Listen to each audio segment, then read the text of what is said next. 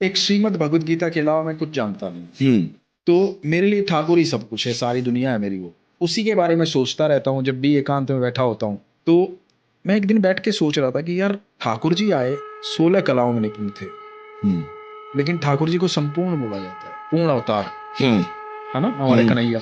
लेकिन फिर दूसरी बात कहते हैं कि राधा रानी 64 कलाओं में निपुण, तो ठाकुर जी तो सिर्फ 16 कलाओं में निपुण थे। यदि वो 64 की 64 कलाओं के साथ आते ना तो सिर्फ प्रेम रह जाता, क्या जो हमारी बात राधा है। रानी के पास है। क्या बात है भाई। तो इसलिए वो 16 कलाओं लेके आए कि भाई मुझे 125 साल में बहुत सारे वध भी करने और युद्ध भी करना है, बहुत कुछ सिखाना है दुनिया को। सिर्फ 16 कलाओं से इतना 125 साल का जीवन जिया।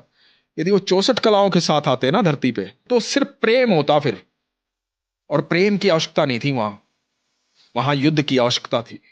प्रेम की आवश्यकता थी, इसलिए मैं राधा रानी आ गई। इसलिए राधा रानी आ गई। तो जिसको प्रेम करना है ना वो हमारी राधा रानी के पास जाए। इसीलिए ना आप देखो, मतलब मैं सॉरी, मैं माफी चाह के ये कह रहा हूं, हमारे माँ का जहां भी रूप है सबके हाथ में शस्त्र है, अस्त्र है। हमारी राधा रानी के हाथ में कमल का फूल है। कमल का फूल है, सिर्फ प्रेम है और कुछ भी नहीं है, सिर्फ प्रेम है।